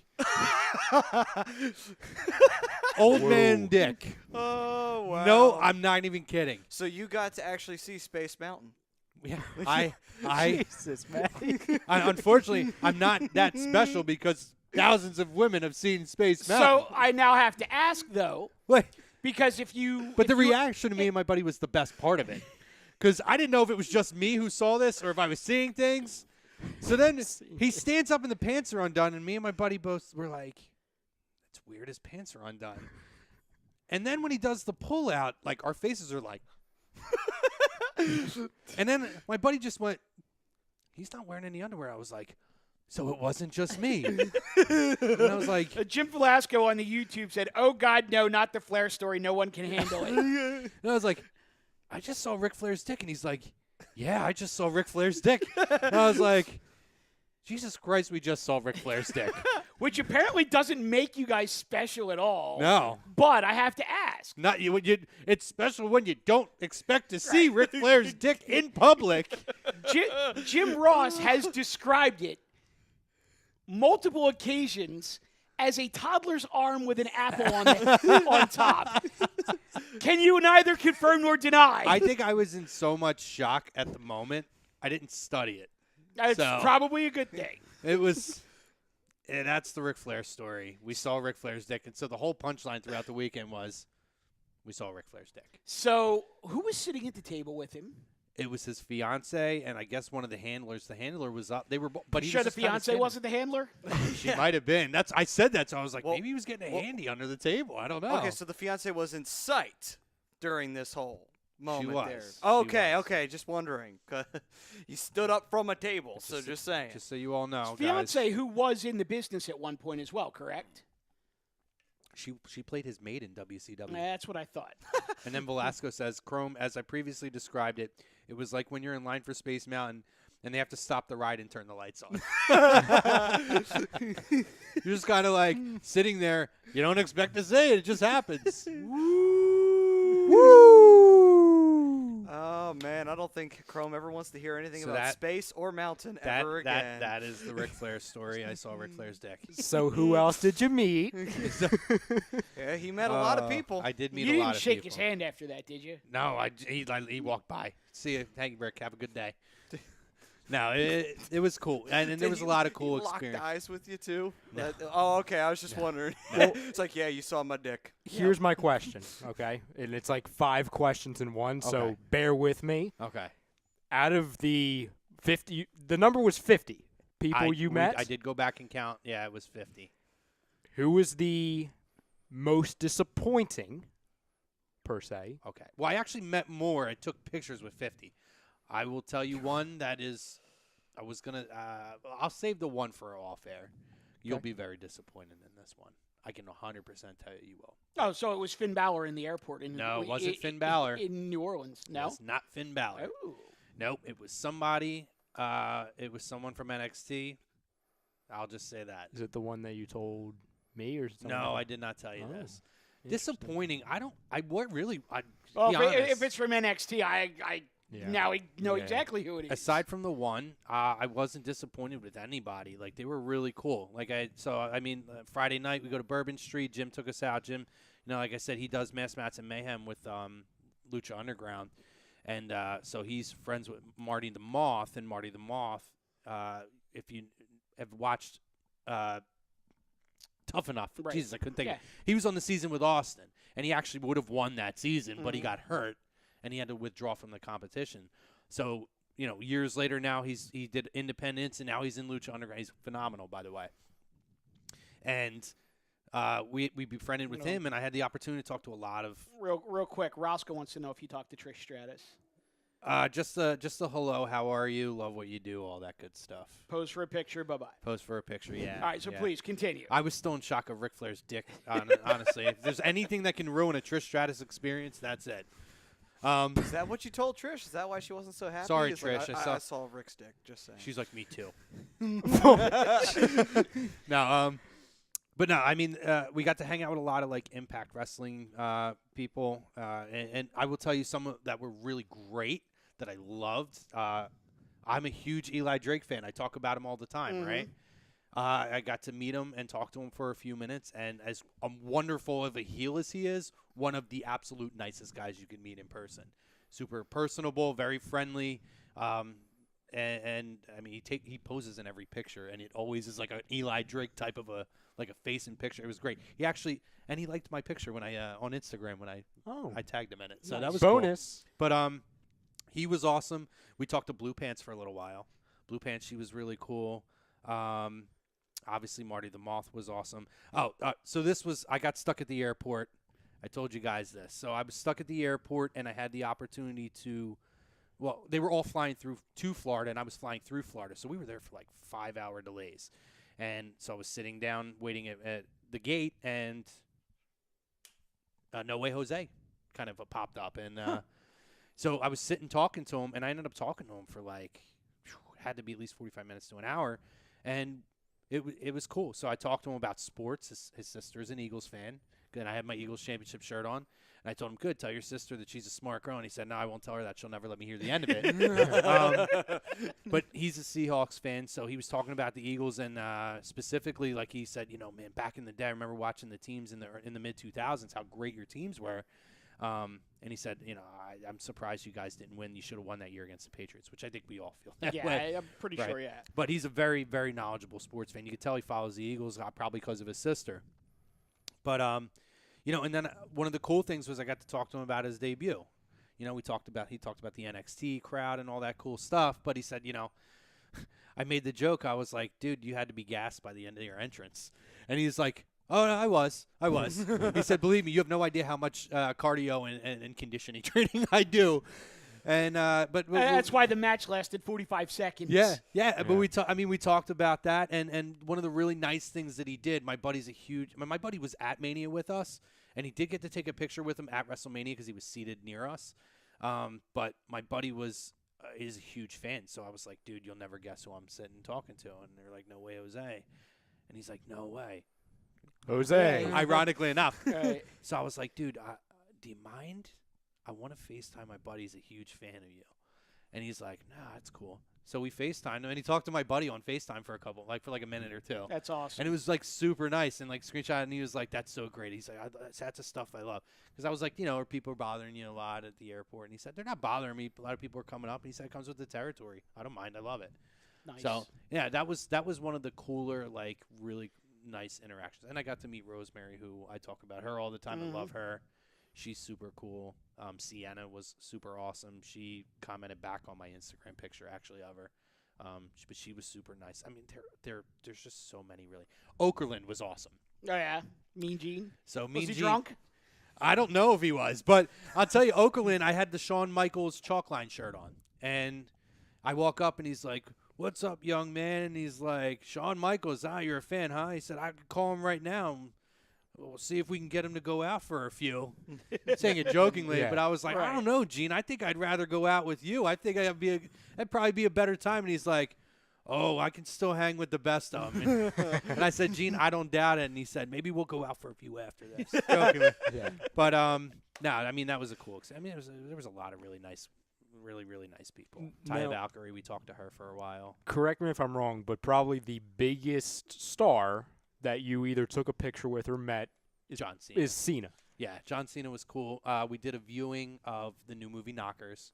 I got boobs on my mind right now. Well, actually, what's funny about Got that Trish Stratus on my mind right now. I see you post on Facebook the picture of you and Cena, and the day or the screening and everything like that. as I'm driving to the Fozzy concert on Friday night, I have the radio on, and the film critic for KYW comes on, and one of the reviews he does is of Blockers, and he says that John Cena is absolutely phenomenal in the movie. He was great. And the movie is far better than you would expect. And I was just like, and I just immediately was like, oh, Chrome's got to be going nuts right now. Oh, it was great. And so the cool experience with that, you go in, and there was no formal, like, we didn't know if he was going to sign anything or do an autograph or take a picture. But it was a viewing. He stayed, he watched the movie, and he was going to do a Q&A after. So, I mean, we weren't going to approach him right away. He wasn't sitting far from us. But then he stood up and went to the end of the aisle and then was greeting people. So then I was like, I'm going to take a picture with him. You know, it was pretty much because it was kind of in and out. He was trying to greet as many people as he could. You could either do an autograph or a picture. I want the picture. I can buy an autograph anytime. So we took the picture with him. But what the cool experience of that was, the Q&A was phenomenal. But watching him watch himself and, like, the really funny parts, kind of see his reaction, like the things he laughs at, the things where it's almost, and maybe you might be reading too much in it, but some things where he's like when he says certain things. One of the biggest jokes he had was, though, it's definitely a rated R movie. It is super rated R. But there was, like, people who brought their little kids to it. So the first thing he says when he goes up to the Q&A, and he's like, well, there's a lot of children in the audience who grew up within the last 2 hours. Yeah, it was so funny. But that was like a real good icebreaker for the Q&A. So that was a super cool experience. And Miz, I met Miz as soon as we got off the plane. Miz, I almost left with the Intercontinental title. Not my fault, Miz's fault. You could tell he's like new dad tired. He definitely looked kind of tired. But he's super friendly and greeting people.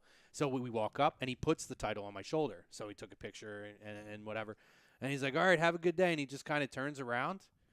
And so I go, Miz, I was like, you're probably going to need this. And he goes, oh, yeah. He's like, that would probably be a problem if I didn't take that back on. I was like, yeah. My buddy was like, if you would have ran with it, I would have covered. I would have stalled for you. I would have taken down whoever I could.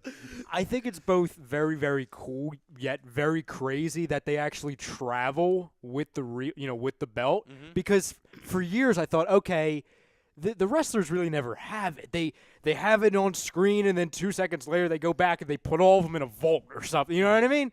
But it's crazy. I mean, that's an example of, they're literally carrying the belt. Some do and some don't, because they do. And Daniel Bryan talked about this a little bit in one of his. He was like, what? I don't remember if it was a podcast or a network special, but they have certain times where they have to carry it, and then other times where they actually do have like a prop, like vault, like you said, where they put it in like a felt bag or a felt case or whatever. It goes into a certain compartment on the prop vault, and then it gets stored away, and they just pick it up at the next show. So they don't have to carry it with them all the time, but for something like this, obviously. Yeah, of course they have to take it with them. Well, I know, if I remember correctly, don't they also have to lay a deposit? Yes, I was going to say that. I know. I don't know if they still do, but back in the day, for sure, they used to have to put a deposit down, and they would travel with it. And if they misplaced the belt, the deposit was there, and that deposit went towards. And I believe when they do lose the belt, I think that they can keep the belt. I guess they keep the deposit or what have you. Well, I don't. Used to be the way, and that's why a lot of them have their original titles. Right. When I met MVP at HOH, he had the original U.S. title that he carried when he was U.S. champion, and it still had his plate, still had the old WWE Attitude logo, or like the W without the F, and he was letting us take pictures and stuff with that. So, but yeah, I mean, that was cool. And I got to talk to Eddie Edwards about we just talked about that on the show, right? The injury and all. Mm-hmm. So I got to ask him how he was doing. And, I asked him, and he said, yeah, it was a crazy experience. And he said, he talked to me about his surgery. And he's like, dude, I said, I'm shocked that you don't have any permanent damage. And he said, believe me, you and me both. He said, it felt like my eye was going to fall out. But he was super, super nice. I mean, I could go on and on, but it was a lot of cool experiences. The one other thing I wanted to mention as well is obviously when you showed up on the freaking WrestleMania feed in the crowd. Yes. And I was going to, Braun Strowman, yeah. In real time, I kid you not, I actually noticed you because I saw, because I watched your video on Facebook when I think it was the one where you walked into the arena for the first time and you Yep. saw the set. Yes. So I knew around the area in which you were. Yeah. So as soon as Braun starts walking out, I'm like, oh, I'm going to look for Chrome. And I was going to send you a text, but I figured, I thought to myself, there's no way he's going to see this in real time. Yeah. Like, he's not going to see it until the next morning. And I was going to send Service you, was terrible the first half of the show, Yes. but then it cleared up by the second half, and we were able to text a little bit. I was going to send you a text saying, Braun's coming to get you. Like, he's going to come get you're the tag partner. Why didn't you tell me? Like, that's what I was going to send you. So, like, it was amazing because I was looking for you, and then I'm thinking to myself, there's no way I'm going to see him. Nope. Here you are with the freaking phone. I'm like, oh, there he is. He's literally 2 feet from Braun. Oh, and he is a massive freaking man. Oh, yeah. For real. No, I mean, that was cool. And again, the other quick stories, and then we'll get into Raw and SmackDown.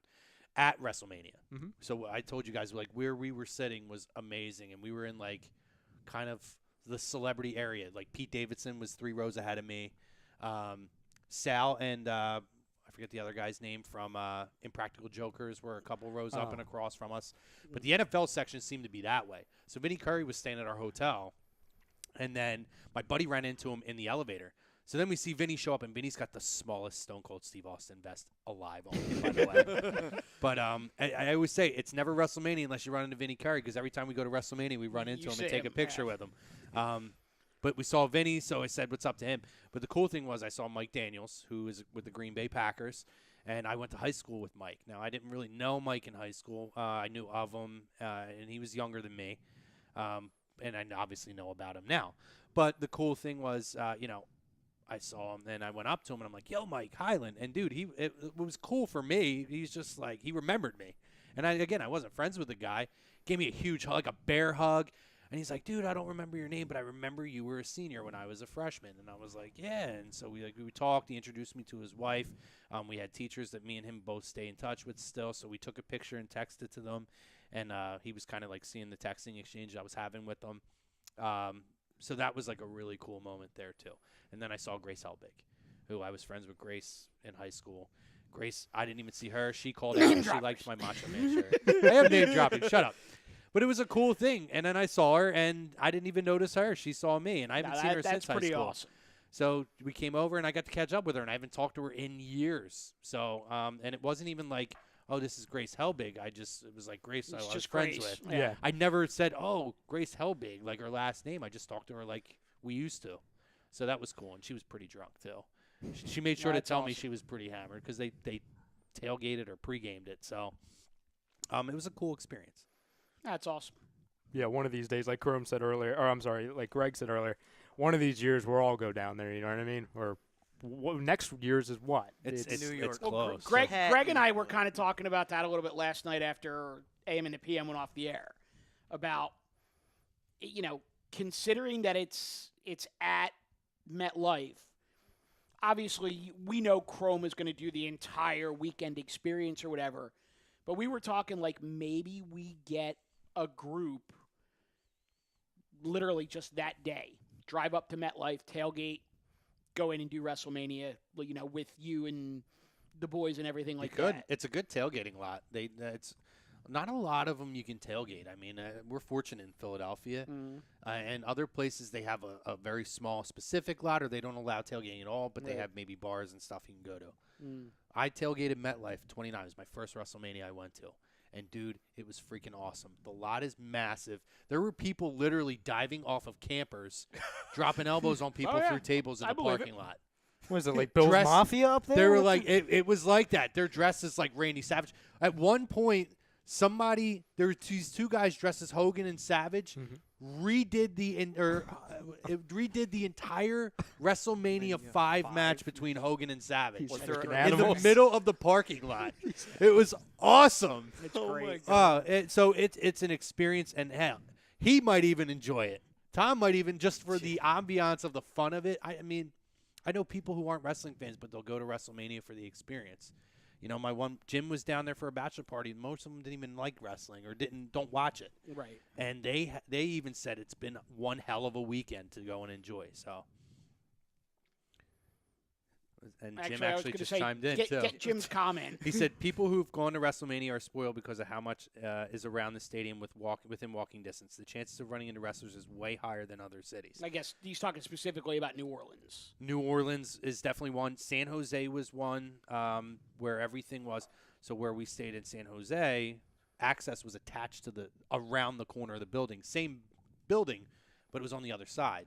And then the hotels were all such close proximity within 2 blocks that everybody's walking around, and you saw one of the Singh brothers just walking down the street.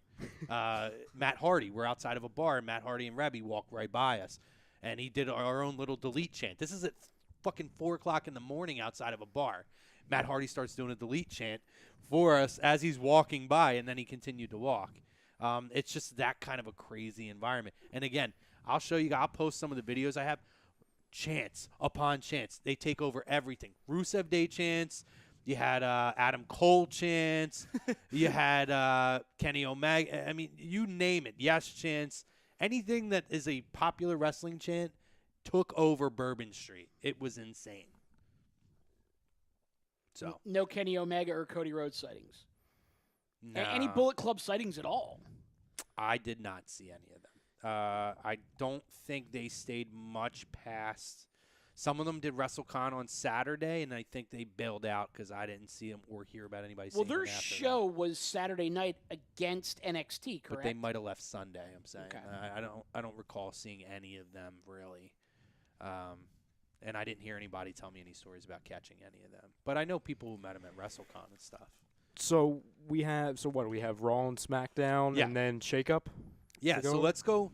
So Raw and SmackDown, we'll just highlight the primary points from it, right? So obviously, the opening segment I thought was really good with Ronda and Steph, and that'll be Steph's annual Vacation. 4 or 5 months off of television, which is fine. And then coming out, and I thought that made Ronda look really good. But coming out of that, let's go through the debuts we had. We had Ember Moon. We had No Way Jose. We had Bobby Lashley. And we had the return of Jeff Hardy, which I know we loved that segment. Oh, I love that segment. We'll definitely talk the about segment, that. The segment was Brilliant. absolutely hilarious. Absolutely brilliant. We had Authors of Pain. the Authors of Pain. Who is that? Which Everybody? the dismissal of Paul Ellering after the match, I thought was actually very well done. Yeah. I mean, obviously, at his age, he's not going to be traveling with No. them. So that was a very well done way to get him out of there. Right. I personally think that opens up the door, something I've been hoping for a while since I've seen the Authors of Pain. I think they're eventually going to align themselves with Samoa Joe. I think that would make a lot of sense, personally. I don't know. I didn't even think of that. I mean, they could. I just think they're just going to be on their own for a while, and we'll see what Oh, happens. yeah, I'm saying, down the line. I'm not saying like next I week, for could example. actually see Paul Ellering, though, going back to NXT and the I still want to call him the War Machine, but War the Raiders. yeah, the War War Raiders. Raiders. I could very easily see him aligning with them, and And obviously, we know why they changed their name. Yeah, because Marvel. No, it's not even that. It's because when you Google War Machine, the first thing that comes up is the MMA fighter that beat the shit out of Chrissy Mack. Oh, showing my age, I was thinking of the superhero. No, so I mean, obviously that's a big factor, and you know how WWE is Yeah. with if you Google something, Right. that's why China's not in. Real quick, we didn't mention Mark Henry brought up Owen Hart in his Hall of Fame speech. I didn't watch all of it. I'm going to actually try to go back and watch some of the speeches tonight. How'd you guys feel about that? Because I by thought the it way, was beautifully done. pack a lunch. Yeah, oh, I know. Because I did that. Well, that's why I said some of them. I know I- how long it is. I did it beginning to end on Saturday afternoon, and it was a long day. Well, I'll tell you what. This is the first year of going to Mania that I skipped it, and I'm glad I skipped it. Also, I'm glad I skipped it because did you see the report that a guy from the UK showed up with measles? I did not. Yeah. Oh, dear So, well, Lord. good thing I missed that.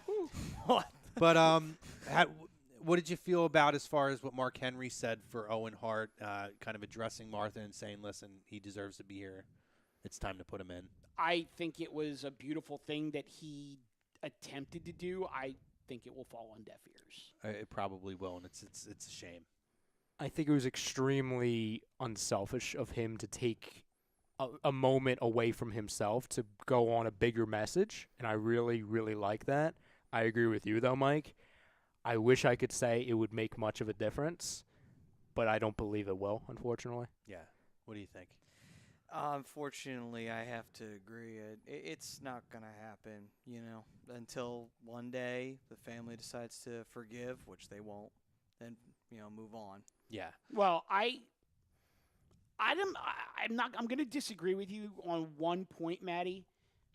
When you say it's the family, I don't think it's the family. I think it's his wife. It's his wife. That's And what I- I meant. And but I think if we ever get to a day where the decision is no longer in her hands, but winds up in his sons and daughters' hands, then I could very easily see it happening. Yeah. And I don't know if it's her, passing away or just kind of throwing up her hands and saying, you know what, I'm done with this. If you want him in, you go do it.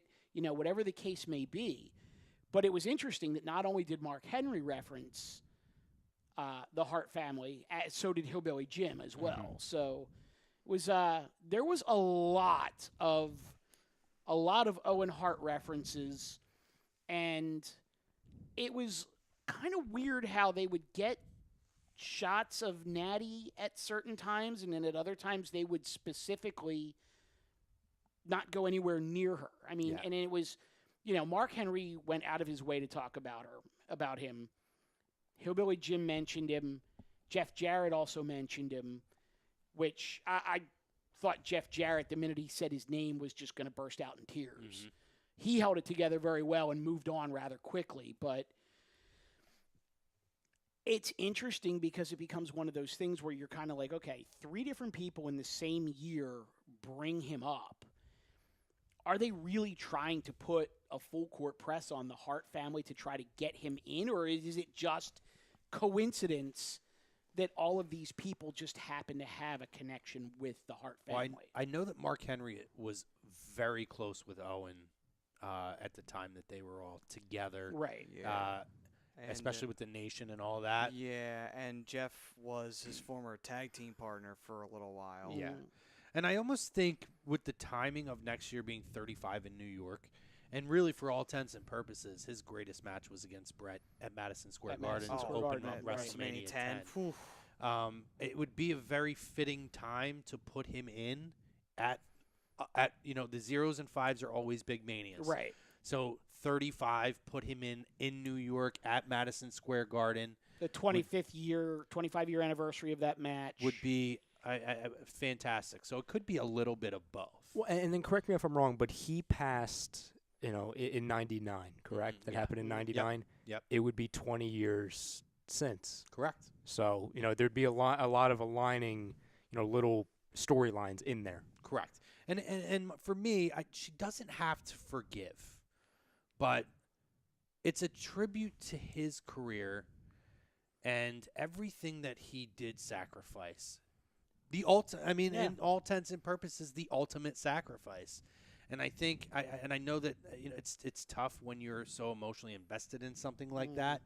But at the same time, sometimes you just have to remove yourself, and you can still hold those feelings if you want to, but just take yourself out of it. And what would he want? I guarantee he would want to go in. And I think that he worked very hard for that business and for that company and to build that relationship with those guys around him, that he deserves to have that recognition. And in my opinion as well, I don't want to use the word worse, but I feel that every year in which he does not get inducted, I feel like it will become more of a storyline. I think that is partially why, the 3, Hall of Famers brought it up. I don't think it was coincidental. I think it's probably every year. It's kind of like, when you see, and this is not to discredit anyone that has been inducted before Owen Hart, but as time continues to come, pass and pass and pass, and Owen is still not there, it's kind of like, okay, when is this going to happen? Right. To where they're becoming more and more apparent to bring it up. Well, Jim Velasco actually just asked, if Owen were to be inducted, who would they have induct him, assuming his wife would not want to? I actually think that answer is easy. Yeah. I think it's Brett, Natalia, and his son. Yep. 100%. Yeah, I definitely agree with that. I mean, whoever you want to do the opening is fine, but that would probably be who your speakers would be.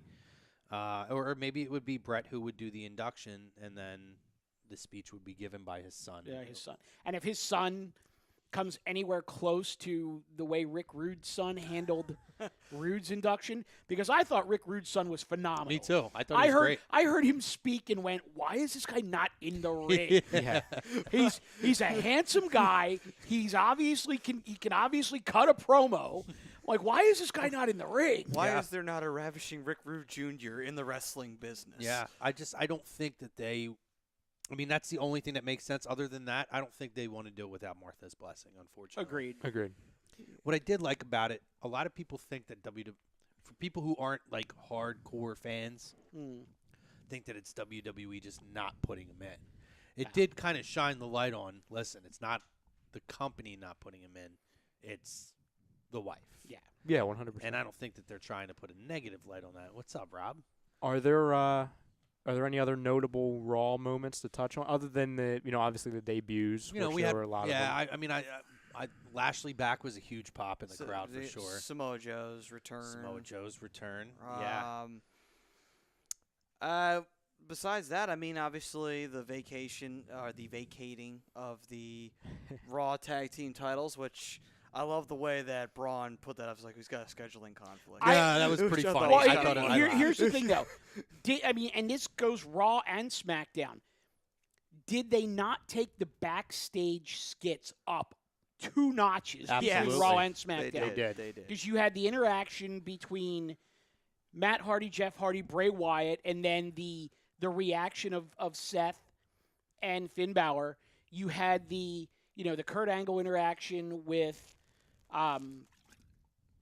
Braun, and now we know Nicholas Cone. Yeah. On SmackDown, you had the interview with Shinsuke Nakamura. You had the interview with the Iconics after the beatdown. The interview with Carmella was ridiculously good. Mm-hmm. So I think the backstage element really went up a couple notches this week. And I could tell you probably why. In my opinion, that usually happens. The backstage segments become really, really entertaining in the bigger Raw and SmackDowns. For example, Raw 1000. Some of the they had fantastic segments backstage. Raw 25 to where for whatever reason, obviously with the pay-per-views they have some as well. So Right. I don't know if it's an example of everyone ups their game or there's so many things to get to where it's like, okay, these 2 segments are worthy of being in the ring, but we can't fit them in. Right. So we're going to put you in an office or in a hallway, for example. I think also part of that, not just from the vets, but also from the people who are coming up as well. This is their chance. It's just like make the most of it, because if you screw up once, Vince is notorious. If you get one fuck up, and if you fuck up badly, Vince will never use you again. And don't sneeze. Yes, and don't sneeze in Vince's presence especially. So here's my question to you guys. Now, both seeing Raw and SmackDown, how it played out, which one do you think was better? Which one was the better following up? You think Raw? Raw. I'm going to go with Raw, but I think they were real close this week. Yeah. It was the first time they've been close in a little while. In a little while, yeah. Maddie? I'm going to say Raw. I think it's 100% SmackDown because they went in directions after WrestleMania. Like, I wasn't thrilled about Shinsuke Nakamura turning heel. I wasn't thrilled about Charlotte retaining. There was a few different, I was kind of disappointed in the Daniel Bryan match, how they went about it. So on the SmackDowns, obviously Jinder Mahal, there was a lot of results that happened to be on the SmackDown side I was not happy with. And when everything was happening and the way they spun it all together and the way with a 2-minute segment with Shinsuke Nakamura to where they made me go from I hate this to where I like it better than when he was a good guy. That quickly, between that and the Iconics debut and the way they sewed everything together, I loved SmackDown way more than Raw. I marked out for the wink. Oh. I'm so sorry. Lord. I got a little too emotionally invested. Yeah, with the wink. Sorry for AJ Styles. Wink. Yeah. The only thing, honestly, the only no thing. speak English. And no speak English. The only thing that I didn't like about SmackDown was if you're gonna bring Paige back to be the general manager, I'm totally fine with that. She's got to come back as a heel. She was a heel on Raw the night before. She gave her retirement speech, and she kind of stayed in character. Like, she didn't go full babyface in retirement. But when she comes out as the general manager on SmackDown, to me, she's got to be heel. Mm-hmm. She's got to be. Or even tweener. You can't go full babyface. See, I didn't think she went heel in her promo. I thought her promo was that's what I'm saying is that she didn't go. I'm talking about not her promo, her retirement speech. I didn't see where she tweened at all in any of it. I thought she cried through half the freaking thing. Right, but majority of it. But I think, I get where I'm going with that is, she's out there with the heels. Mm-hmm. The match ends. The heels win. The match ends. Everybody takes off. She's left in the ring by herself. She does her retirement speech. She leaves. Right. There's not a group of women waiting for her, on the stage. There's no big grand send-off like there was with Edge. She made her speech. She's gone. And then the next night, they bring her out as the general manager on SmackDown. I have no problem with her having that role, but I think she needs to be a heel in that role. And I think, and I agree. So basically, your point is, and which I agree with, is the transition of her being a heel, almost managerial type to Mandy Rose and Sonya Deville, to her literally then the next night becoming an authority figure, a babyface authority figure. Yeah, and with her saying, "Oh, hi everybody," you know what I mean, and then saying, "Oh, you will face Daniel Bryan," and it just. The transition, it was a complete 180. It was just very quick. And I know they had to do that, given the timing, but to Mike's point, it was just very strange. Yeah, there's almost very few ways you could have pulled that off without it being kind of awkward because That's fair. Of the fact that it's just heel, has to retire, was a really good wrestler, and very beloved. Kind of screwed in this situation. Yeah, I think for me, regardless, she was going to get cheered no matter what. I guess for me, once they retire, I kind of take the storyline now out of it, and I look at it from this perspective. I don't need to see another heel authority figure. I'm kind of over it at this point. They do it so much that I was kind of just like, all right, I'm happy that she has a spot and she's staying with the company. Yeah. Because that was more of – I hear what you're saying, though. Me personally, once they retire, I kind of take all that out. Well, but with SmackDown, you're right. It makes sense what you're saying. Absolutely. They just had the ultimate babyface as their general manager for 2.5 years, so you kind of need to go in a different direction. Well, you can have the conflict. I'd rather have less of the authority figure being involved in the storyline. Agreed. I would rather there be less of an authority figure, too. And I think if they're a heel authority figure, they have to be more invested into the storylines, as opposed to if they're a face, they could take a little more of a backseat. That's fair. So that's how I see it. But I totally understand what you're saying, though. So with about 8 minutes left, I have one remaining question for all of you. So with the Superstar Shakeup coming up, who wants to walk with Elias? That as well, but that's every week. I don't need to ask that. That's or just in my given. case, who wants to fly with Elias? Yes, he was on my plane. You're allowed to say that. He was on my plane. Yes. Did he have his guitar? He did. That was asked. He did not have his guitar, but he dresses normally exactly how he dresses in front of the camera. Like, he looks like a dude who just goes around strumming like his the guitar. Drifter. He looks like a drifter. The Drifter Elias Sampson. When I didn't get to, but I actually wanted to ask him. I wanted to say to him, I just have one question for you. What's on your playlist today? And I was just a curious question of what he's listening to today. Right. But there was people around him. I didn't want to bother him too much. Wait, but true or false? Did he play a gig in New Orleans on Friday night? He did. He showed up, and I was in that bar. Not that night. I don't know if it was Friday. I think it was Thursday night. Thursday night, okay. But we went into that bar on Friday night. But yes, he did, and a couple of Jim's friends, I think, actually had a video of him playing the gig. It was unexpected, unannounced, and super awesome. Guy is a talented fucking guy. Oh yeah, really good. And that was actually the talk of Bourbon Street for 2 days. That's cool. Very cool. Yeah. Give me a move that will happen and a move that should happen. A superstar changing Maddie. shows. Maddie, go ahead. Me first? All right. I'm going to say all right, I'm going to do Roman Reigns will not. No, not Roman. Put me on the spot. Damn it. Would you like Here, us to come back Rome, to you? you go. I gotta think. All right, I'm going to say that I think that Charlotte's going to go to Raw. And I think that I'm going to put this in one. I think Charlotte's going to go to Raw. I think you're going to get both Bailey and Sasha over to SmackDown.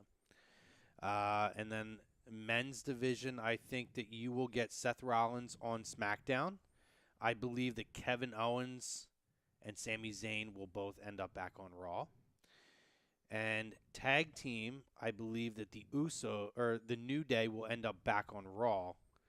And I have a feeling that I think that they might split up the club again, the Balor Club, and I feel like Gallows and Anderson or the Revival might end up over on SmackDown. Which I think what should happen is the Revival should be, because that would be they're a great tag team. Well, see, and it's funny They're because lost on Raw. where I was going to go was the move that will happen will be the Usos go to Raw, the Revival goes to SmackDown. Yeah. And on the women's side, I believe Becky Lynch goes to Raw, and Sasha and Bailey go to SmackDown. That could be. Go ahead, Manny. I'm going to say that the move that will happen probably Miz goes to SmackDown Okay. to do feud with Daniel Bryan. Mm-hmm. And so there you go. That's so far what I got. So for me, Dickie Thon. yeah, I agree with you. I think Becky Lynch goes to Raw, Sasha and Bailey go to SmackDown. Part of me almost thought that Alexa was going to go back to SmackDown, but I think I think that could happen. I mean, I was going to say that's a lot of flip-flopping, but they would do the same thing to Charlotte, because I think she's going to Raw as well. I think Bobby Roode goes to Raw. Okay. Okay. Because I think he needs it. Obviously, that's a smaller type move. As far as bigger, I 100% think the belts will be switched. Jinder Mahal goes to Raw. Seth Rollins comes to SmackDown. I also think Jeff Hardy comes to SmackDown. Okay. That would be, David Rosca says KO to Raw and Jeff Hardy to SmackDown. and I think Bobby Roode would kind of be the quote-unquote baby face replacement, mid-carder that could go over to Raw in his place. Well, so with Seth Rollins moving, I do ultimately think Miz, who owes Otis rematch, will end up back. He will end up on SmackDown, and that will also set up, because I don't think Daniel Bryan moves. Daniel Bryan and Miz are able to have a SummerSlam. So that's why I could see Daniel moving, but I could also very easily see him stay in there. right. I want to see a main event program on Monday Night Raw of Asuka and Becky Lynch. That would be great. Oh. I'd love to I see think it. they would be. I think they would absolutely tear the house down. Now, do you think there's any possibility that AJ and Roman swap? No. No. I agree. Maddie? No, they're not swapping the world titles. Yeah, no, I don't see that at all. I just feel I agree with you. I wonder if they'll ever put Roman on SmackDown. They'll never take Roman off the A show. Nope. They will never take Roman off the Which A is show. a shame, because will they ever put AJ on? Because those are technically as far as full-timers, those are the two biggest stars. It's not that I don't think they think AJ's worthy enough to be on Raw, but AJ is doing such a good job at carrying the torch for SmackDown right now and giving that program someone that a huge name for people to want to see.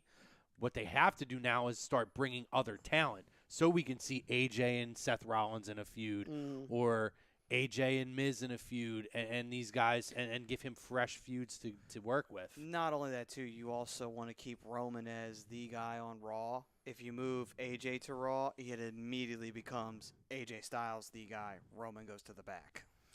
I could see Matt Hardy, he'll like this, Rob. I could see Matt Hardy and Bray Wyatt going to SmackDown and challenging the Bludgeon Brothers for the tag title. Interesting, but Yeah. I think if that happens, I think Jeff stays on Raw, because I do think they're going to put the Hardy Brothers. Yeah, on they're going to separate split him up. brands. If they weren't going to split him up, he would have came back as Brother Nero. Yeah. Linda Long just chimed in. Elias stayed at our hotel last year during SummerSlam, which is true. Really nice guy. Yes, dressed exactly like he does on TV. He did have his guitar with him. Yeah, he didn't have it this time, but I wouldn't And doubt it. I yelled at her for not having her camera with her getting a picture. I legit think he's like, that's the real guy. That's who he is. Like 100%. And even just talking to him, he's just so laid back. It's just, obviously turned up a few notches. Super cool guy, though. So real quick, Yeah. we have what, like 2 minutes? Correct. Did we all watch the Andre the Giant documentary? I did not, but you can spoil it. I don't even If want there's to. any I don't spoilers. even want to spoil it. I just want a know reaction. if you know Yeah, I was Andre going the to Giant, say. there's no Yeah, spoiler. that's I why I really said it. Yeah, haven't exactly. He's had a dead. chance. That spoiled Yes. it. I'm sorry I told you the ending. 10 words or less. What did you think? Oh man, 10 words or less. It was perfectly done. It was absolutely the most.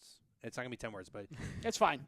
if You knew what I meant. if there was gonna be an absolutely perfect way to depict and learn and still learn when you know so much about the guy already, Right. I mean, you still learn. Especially the early life stuff was Right. a lot to learn about, and also one huge word I would use. It's sad. Yeah. I was Sad. going to say to me it was It's heartbreaking. enlightening, touching, moving, heartbreaking, shocker because I'm 46 years old and I didn't realize that he actually passed at 46. Yeah, I thought he he was a little bit older No, he was very young. and just extremely well done.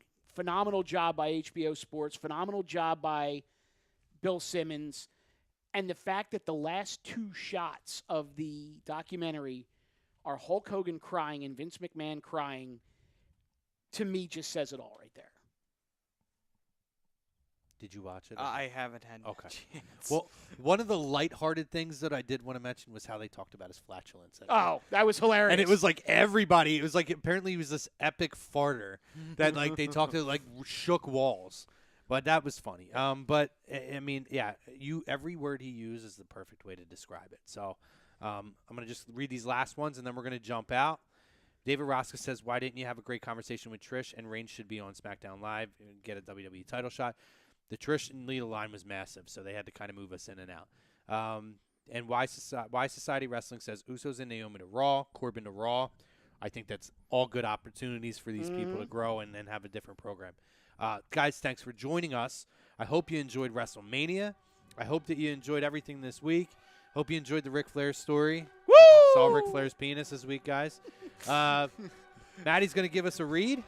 All right. This was Lazy Booking was brought to you by Gibson Mayer LLC, your certified public accountants located at 301 Oxford Valley Road in Yardley, PA. And you can call them at 215-369-3300. Remember, next week is the deadline, so get it in order and call Gibson Mayer. Guys, thanks again for joining us. We'll see you next week.